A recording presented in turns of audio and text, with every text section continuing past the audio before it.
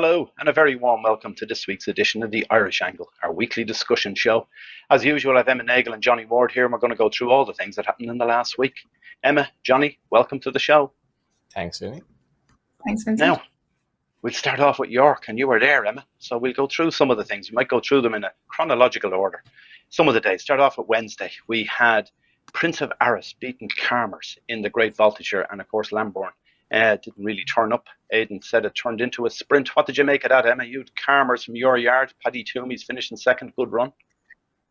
Yeah, it was an interesting race. Obviously, Pride of Arras probably last seen to best effect, winning the Dante. So back at York, definitely back to his best. Maybe just a horse who didn't enjoy the test that he was facing before, but he was good in the day. Carmers ran a brilliant race in second.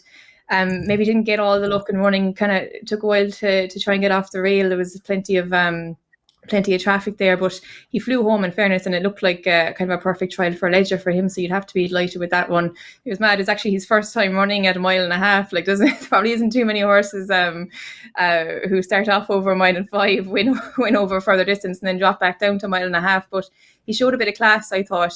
So he's shortened in the market considerably for the St. Ledger, which is probably worthy. Lambourne would have to be the disappointment for the race, like you said. Saw him beforehand. He looked fairly fit beforehand. Aidan was on about the tactics of the race, which was interesting. I thought they might have sent something to go forward and maybe made more use of Lambourne, but he ran his race. I think they were saying he just needed a run, and he'll go for the Ledger now. I think the Arc might have been people, maybe Aidan wasn't saying it, but there was definitely people online speculating that he might go for the Arc before, but definitely it probably looks more like a Ledger type after that. But definitely a good run for Carmers. I think he's his second or third favourite now for the Ledger, and deservedly so. I'd say he'll have a big chance going there.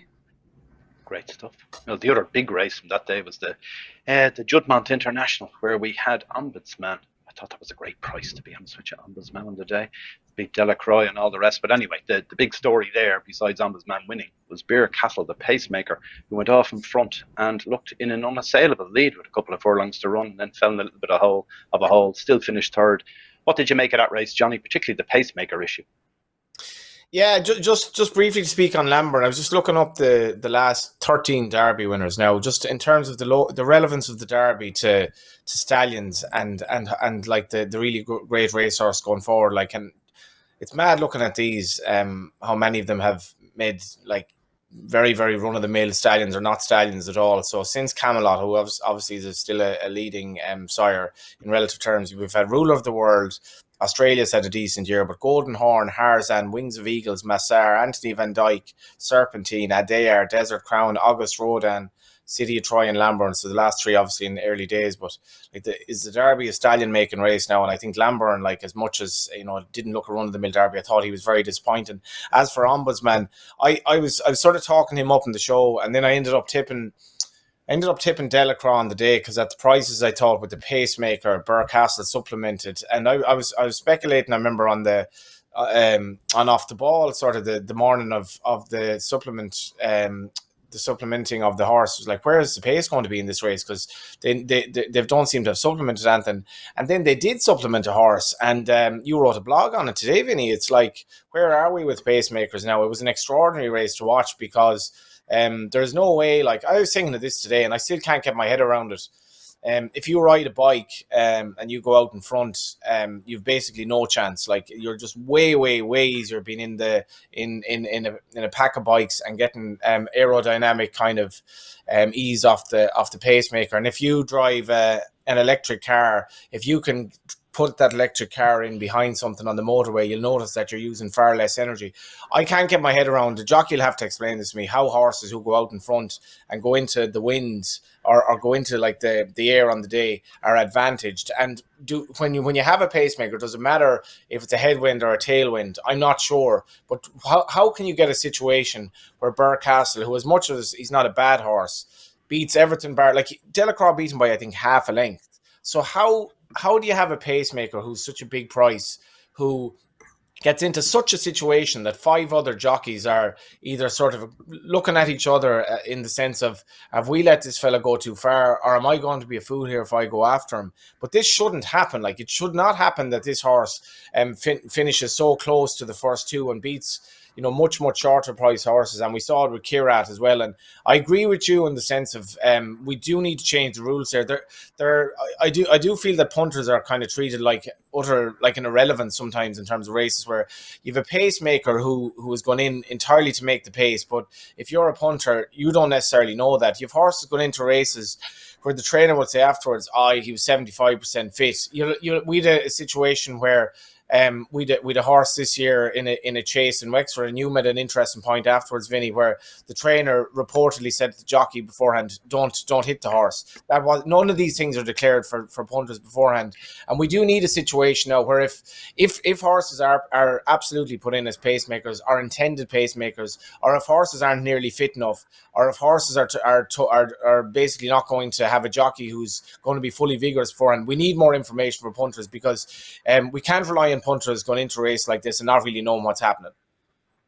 Yeah, well, the first thing, forgetting about some of those other issues, but the big one here from last week is definitely pacemakers, where you have a horse supplemented to a race, paid to go into it at a later stage because he's there as a pacemaker. You hear some of the jockeys talking about what they're told as their jockey instructions or riding instructions on some of these pacemakers. Oh, do 12-second furlongs was the jockey on Kirat was told to do, and so on. What about this, Emmett? The rules don't allow for these pacemakers at all. Every horse is supposed to be ridden individually on their best merits to achieve their best possible position and so forth. Both the rules in Ireland and the UK, slightly different rules, but they mean the same thing. How do they let them away with this every time? No pacemakers ever brought in for not trying, is it? Yeah, I suppose it's kind of a black spot in the rules, something that, kind of seems to maybe not slip under the radar of things, but just seems to be accepted, I suppose. Look, it probably depends on a situational basis. Like, you see the likes of Burcastle, I mean, I'd say he achieved probably beyond his best possible position by making the running in the Judgment, but a lot of the time the pacemaker will fall off the screen, and a lot of the time they could be like very highly rated horses. Like, we've seen the likes of Continuous being used as a pacemaker this season, a Ledger winner. So a lot of the time it will affect the way they run, which, like you said, against the letter of the law is against the rules. Personally, I don't have a massive problem with pacemakers. I think, if it sets the race up to be a real test, so be it. Maybe it should be a case, kind of like Johnny alluded to, that going into a race, a connection should have to declare that this horse is a pacemaker. So punters know, everyone knows what's going to happen, and if it doesn't transpire, if they don't end up making the pace, maybe connections could be brought in before the stewards and see what happens, because it doesn't always work out that way. Pacemakers don't always do their job properly and things like that, but it's probably more of an issue when you see a yard with multiple runners for the same connections, and you're not kind of guessing, is this horse going to make the pace, is that horse going to make the pace, are any of them going to make the pace? And sometimes it can be a bit of a minefield tactically, especially in kind of a smallish runner field. At the top level, you're kind of guessing what these horses are going to do, and it can be unpredictable, which is difficult for punters. So yeah, look, maybe it should be the case that these things should be declared beforehand, like we see in Hong Kong and other jurisdictions, that there's an awful lot more information made available to punters before the race kicks off, like the weights for horses. That if you're gathering data over a period of time, that will obviously be useful for punters. You kind of might get a gauge of how fit a horse is, how strong they've gotten from year to year. So look, I think providing as much information for punters as possible is going to be the best thing that racing can do going down the line, because we've discussed it plenty. Punters and bookmakers are maybe steadily starting to lose interest in racing slightly for various reasons, but bringing in as much information as possible to punters, it'll make it as fair as possible when they're trying to bet in a sport. And look, pacemakers probably just falls into that line. It should be maybe something that's made clear beforehand, because a lot of the time it can be a massive change in tactics for a horse who's going to make the money. There's another thing as well, Vinny, that is like you maybe I don't know. Did I enjoy the race in York more, or did I enjoy the Eclipse where it was a real tactical battle? I would say I enjoyed the Eclipse more, but like there is an element to it as well where if you back Kirat at 150s, and some would have, you probably got a horse who was ridden as a pacemaker. You think you're sacrificing your chance, but some people will say, well, if he's a pacemaker, like Kirat was beaten 2 1/4 lengths at York, so he was obviously a very good horse who was given a bit of a freebie. But I can't get my head around how a horse could, at the one length, be 20 lengths clear in a race, like, which is absolute madness tactically, you think. How could he be 20 lengths clear and still beat horses rated much higher than him? To me, that just doesn't add up. And I'd like jockeys, next time I'm at the races on a flat meeting, tell me how a jockey can ride a horse that, how could he be 20 lengths clear but all the other jockeys were riding an optimum race? That just doesn't add up to me. How could he still finish then so close up to horses that should have beaten him when you can't be 20 lengths clear surely in a race over a mile and two and be ridden optimally? Does that not make sense? Yeah, but you go back to your cycling analogy you mentioned earlier. You see it in that Tour de France. Some fella skips clear and they let him go. As they say, he's no chance. He's, run of the mill rider with a small team. Let him go. And he's gone a minute clear, 2 minutes cleared. And then all of a sudden, oh, sugar, he's too far clear. Let's chase him. So that's part of what happens here, isn't it? The rest of them, as you say, they're looking at each other saying, this horse in front doesn't particularly count. So they're giving him more rope than they should, than they would in a normal race, I'm sure. That's what's happened with the Kirat and to some level with Beer Castle as well. But in overall terms, these pacemakers are sacrificed. That's what's happening. They're sacrificing their chance completely. For the benefit of a stablemate. And that should be somewhere in the rules to say, yes, you can do it, because currently you can't officially do that, but yet they turn a blind eye to it. So either you put it into the rules and say, look, if you tell us beforehand and everyone knows, it's not a problem, which I'd be happy enough with, because you'd like to know, as it was the instance in the Irish Derby this year with Lambourn, where Aidan O'Brien ran 5 horses in the race. Everyone presumed one or more of them were going to be pacemakers, but there was nothing officially said. And then the race starts and Lambourn makes his own running. So none of them make the running. So, it messes up a race like that. You don't know where you are, what's going on. You're presuming these horses are to be pacemakers and they're not necessarily, and it's a mess. Do you know what's mad, Vinny, as well, though? Just looking back, like Rosalian beat Kirat by a length and a half, all out the other day, like all out. So relative to the last run, there wasn't an awful lot in it. Like it is fascinating. And for me, the wind direction on any given day's racing is never really spoken about. It has to be a factor. Like, geez, if you're a pacemaker going into a serious headwind, that must be different from with the major tailwind. I'm not even sure it was windy at York, but it's definitely something I think. And I was good to have the Racing Post had a big debate on as well. It's definitely something I think we need to talk about more. Fair enough. All right, we'll go back to York again. We'll move on. Where are we going to? Thursday. Mini Hawk wins the Yorkshire Oaks and is now potentially going for the Prix de l'Arc de Triomphe, maybe even the Breeders' Cup. Emma, what did you make of that? Yeah, it's probably Thursday's card maybe slightly disappointing. The Lowther maybe was a little bit below maybe top quality, good 2-year-olds in there. But I thought the Yorkshire Oaks was a disappointing field. I suppose it's just a lack of middle distance fillies. 2 of the best ones come from the same yard, Whirl and Mini Hawk. You can understand why they wanted to keep each other away from each other. But, a 4-runner field, good to see a filly like her, in person. I was there for that one as well. And, great seeing her winning, but there wasn't much really excitement around it, I suppose.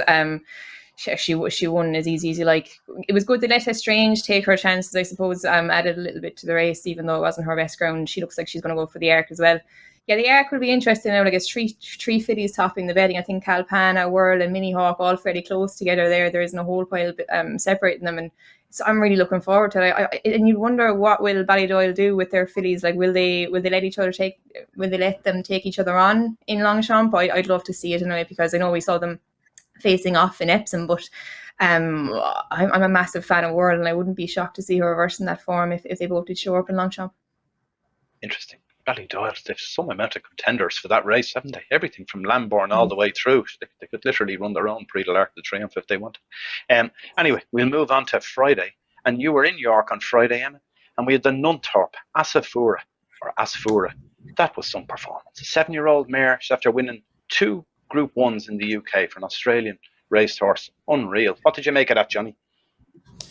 Yeah, it was one of those like anomalous races where I suppose, given that we don't have we hardly ever have good sprinters, like Irish horses were very much to the fore, and I found the fact that Lady Imam was put into the race as a 2-year-old fascinating. I found the whole kind of almost public debate between the O'Callaghan's and Ger Lyons really intriguing. Ger Lyons is he's a breath of fresh air with the media, kind of just says it as it is.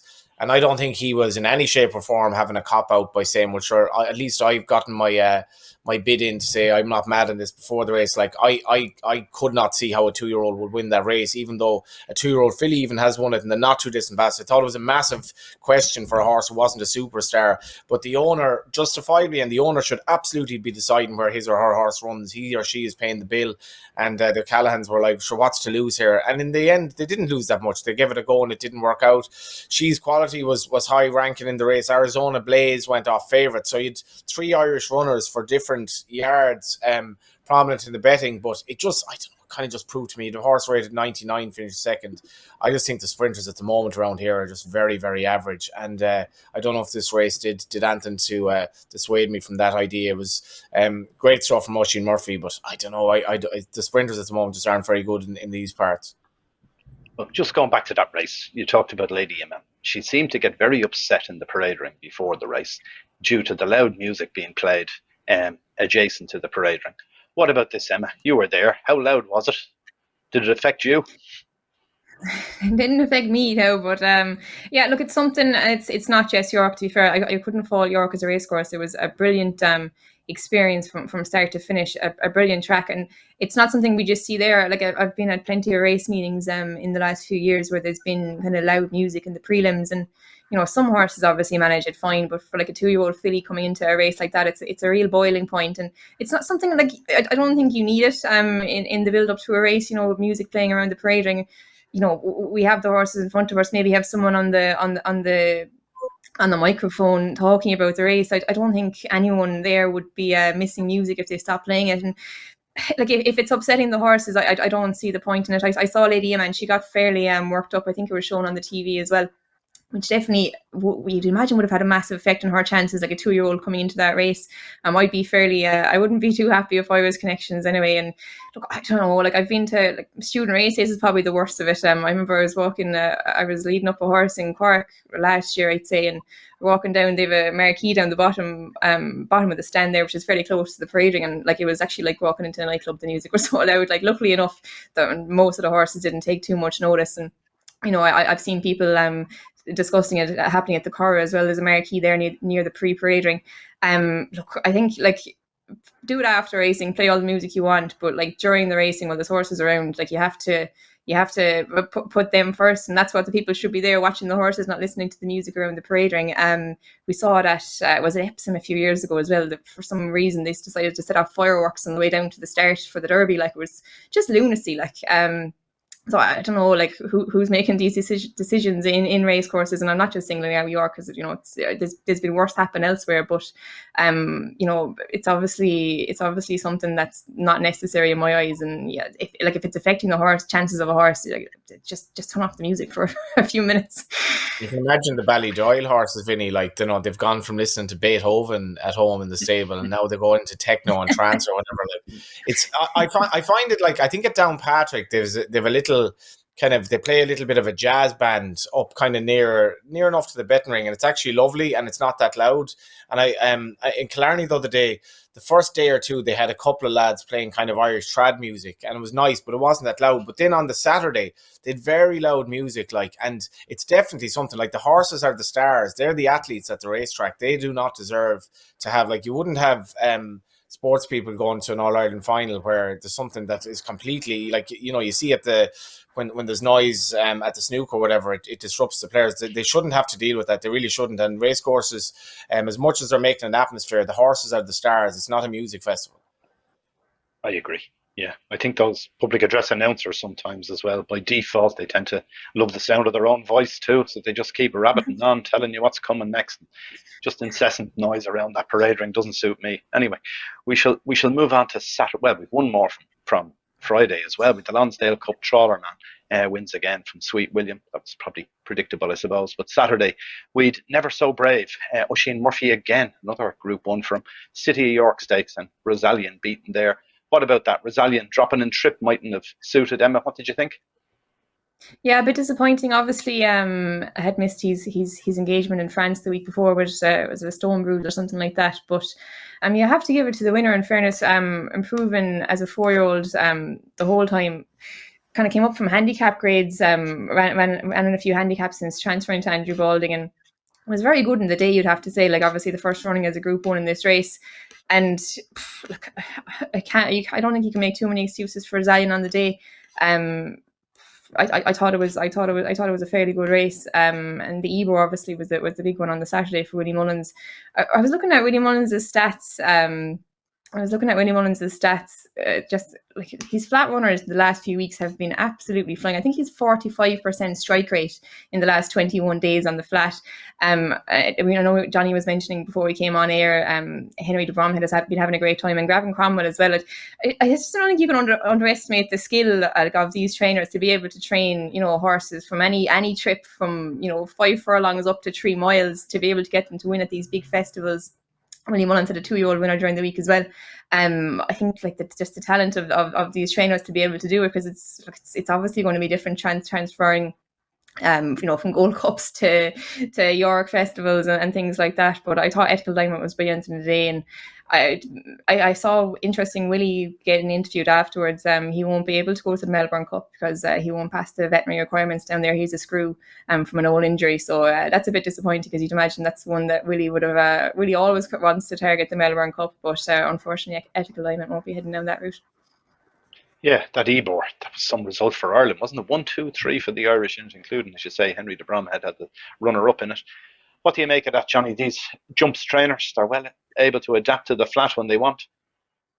Yeah, I interviewed Patrick Mullins after he won on Galileo Sand subsequent to this, and he was making the point that he feels that horses who have had a sort of a winter of jumps training in them, it really stands to them at this time of year. And Patrick was on about how he got the horse beaten, sort of in a bit of a self-deprecating comment. I think it was a bit tongue-in-cheek about getting him beaten the champion hurdle, but he's a horse I just can't get my head around him. I remember when I was tipping him up, was it last 2 seasons ago as a jumper, and then I remember one day he ran in a maiden hurdle, and I thought he was one of the lays of the year because the ground was heavy, and he was backed like mad into odds on and won. And then Willie said after Saturday that he really wants decent ground, so he's just a horse. I think I was in Limerick when he won his last start for the O'Maras, I think, and then he's just a horse at this stage I can't get my head around. And I presume that Hip Hop De La War, this is an amazing market, by the way, for the Ebor. Like, Hip Hop De La War was friendless compared to him, like absolutely friendless.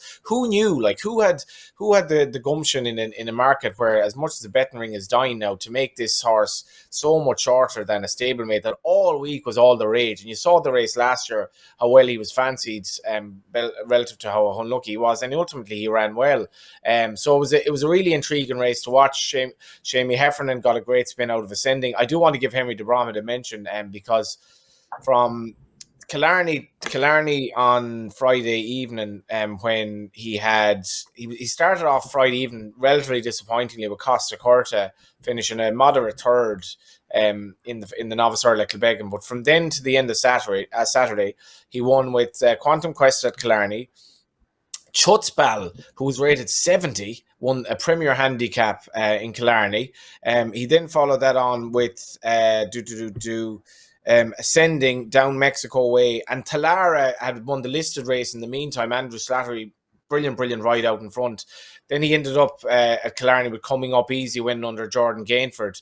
But in the meantime, obviously Ascending went so close, and I was talking to Poppy Power a bit. He was a stable rep in Killarney, and I'd say Poppy's doing no harm to the team as well, being down there and involved. But that's incredible. Like, Emma knows what it's like for her dad training jumps horses, and to just turn it on then and train. He'd a 5 furlong sprint winner at Sandown earlier in the year, in the summer as well, and to have that double at Killarney in the 2 sort of big races on the Friday night, I thought, especially with Chutzbal, was kind of an ordinary hurdler not that long ago, to win a Premier Handicap in the flat, and then to have Ascending run into one. A brilliant weekend for the yard, and a brilliant Ebor to watch as well. Good stuff, yeah. All right, just one other thing then from racing last weekend. In America, we did Sovereignty wins the Travers by 10 lengths. Now, small enough field. I don't know what the opposition was particularly like, but obviously this is some 3-year-olds. He's already won the Kentucky Derby and the Belmont Stakes, and now he's heading for the Breeders' Cup Classic. They've some cracking 3-year-olds in America at the minute, Emma, haven't they?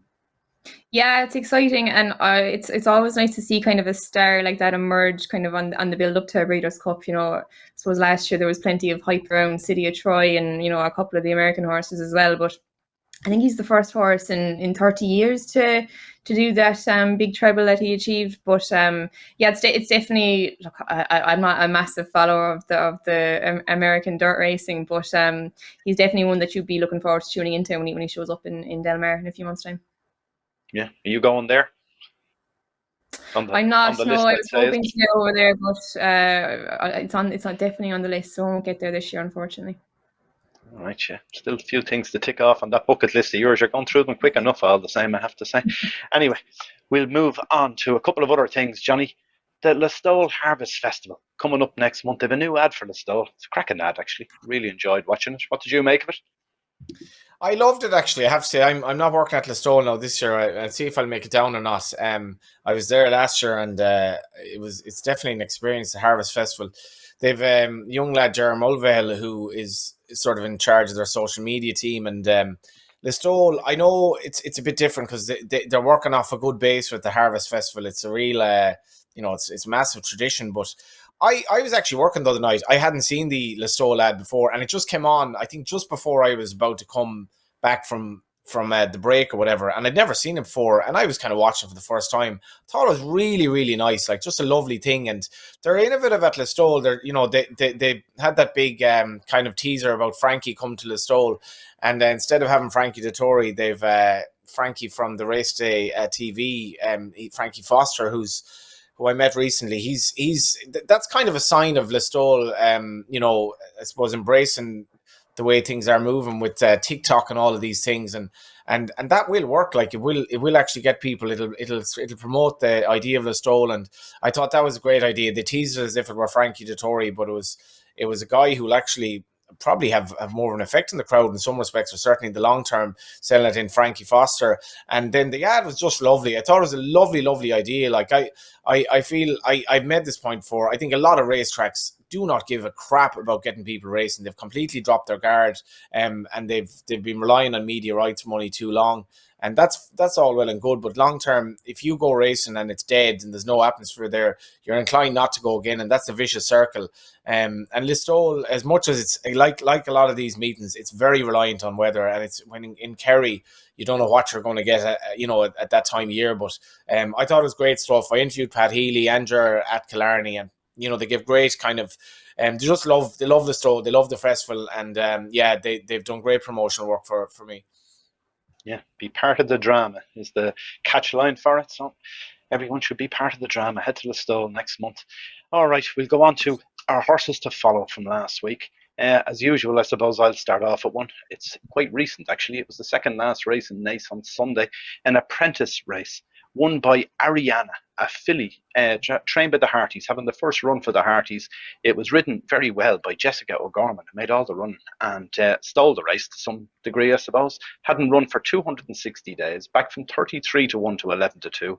Stuck the blinkers on it, first run for the Harties, made all, and wins well. They all collect. But the one that I liked in it, or I think might win a future race, is Exclusive or Elusive Duke, which was ridden by Patrick McGettigan, Johnny Murtagh's apprentice. Rode this for Mark Malloy. Finished third, but basically he got stuck in the pack. Didn't chase the two that went off in front, and I think there's definitely a day in him. He came out of the pack nicely, finished a solid third. I think he'll win off his current rating. That was one for me. Emma, what caught your eye last week?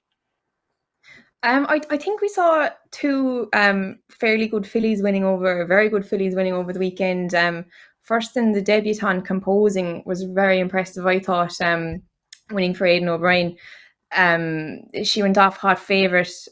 She had won a Curragh Maiden, I think it was a Derby weekend. She won her maiden. It's a maiden that, if you look through prior winners and even prior runners, like, it's a race that always produces a very good horse. I think Ylang and Lake Victoria were the last two winners of that one, and she looks like she might go for the Moyglare, where she might meet another very good filly who won in France yesterday, Venetian Star, for Tony Bloom and Carl Burke. Tony Bloom has had an incredible week of it. Santorini Star winning in York, and obviously won the Ballyogan yesterday as well. But this Venetian Star, I thought Venetian Sun, sorry, was very impressive. She beat Gestad in the Prix Mornay in Deauville. They look like they might actually face off in the Moyglare in a few weeks' time at the Curragh, so it's an exciting one. And I'd say they could be two of the ones towards the top of the market for the Guineas next year. It was interesting. Carol Burke actually said she's the best 2-year-old filly he's ever had, which is, you know, some statement coming from a trainer like Carol Burke. I think he's had 43 2-year-old winners this year alone. You know, a brilliant trainer of 2-year-olds, and they sound like Connections are very excited about the two of them. So definitely ones to put in the notebook for possibly the classics next year. Great stuff. Yeah, it looked a good race in Deauville, I have to say. Johnny, what caught your eye?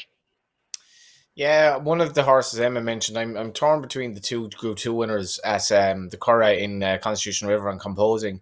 I tipped up Go Just Do It in at a big price in the Futurity. And it was interesting watching Dylan Brown McMonagall on him. Like, he travelled so well in the race. And he came there then to challenge. I was like, this horse is a real chance. She's Constitution River. Like, he ended up beating him by, as much as he was a maiden going into the race, Joseph's horse, like, he was well fancied, and he ran a strong maiden first him out. He beat him by nearly half a dozen lengths, like, and he just poured it on. So I'm going to go Constitution River. It was interesting. Wayne Lorden wrote both he and Composing, the way he spoke about them afterwards. And Mutton Bassett is 17 years of age now, so his kind of year of deliverance with his Irish horses based on his move over to Coolmore and all of that. It's happening relatively late in his life, but you know, Emma mentioned Carmen's as well. Geez, he's had some run of it, like between horses, Al Rifa, a mile and 6, back to very, very fast horses, back to some of the 2-year-olds this year. Wooden Bassett's influence on the breed over here is going to be massive, but I really like Constitution River. We didn't mention as well Oisin Murphy's a book coming out. Yeah, that was the latest thing. A tweet he made last week about this. We're not sure what period it actually covers. Will he include all the different things that have happened to him in the last 3 or 4 months? Well, I wasn't sure if you go into the bookshop and you go up to your man at the counter, like, what section are you looking for here? I mean, I really genuinely don't know. No. Oisin, he's some star on the riding front anyway. And of course, he's after usurping Holly Doyle in a job for one of her retainer. Got switched to him during the week as well. You'll be buying that book, Emma, will you? It'll be interesting reading for sure. I know it was announced only a couple of days ago, so yeah, it'll be interesting to see, does it go up to like the current period, or is it kind of more of his early life? But it'll definitely be interesting reading anyway, either way. You have to be honest, like, with stuff like that's because if Richard Hughes' book, I really don't find racing biographies necessarily all that interesting. Richard Hughes' book, like, where he basically, I think he did it with Lee Motter said, but he was like, no, I'm going to just tell this. And it was like, you know, very, very embarrassing reading for a lot of people. But that was his point. It was like, I'm going to admit to my kind of the mistakes I've made in life here. And it was a brilliant read. And like, if Oisin's bringing out a book, you can't, like, I've read books where, you know, and in fairness, I've read books recently where it tells you so much, but a lot of stuff isn't necessarily mentioned. And you have to be honest, like, if you want to give a genuine book out. Yeah. I would get the feeling that the reason that Oisin tweeted last week to say the book is coming out is they were waiting for some clear blue water between the court case and now to publicise it. And I'd say it was all completed long before his court case came along. So I doubt we're going to hear much about that in it. But then again, maybe, as you say, he will reveal some inner secrets that we don't know about.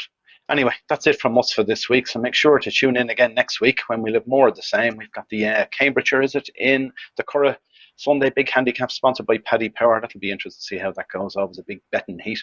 And do gamble responsibly if you are having a bet. And make sure to subscribe to our channel if you haven't already done so. And click the little like button down below.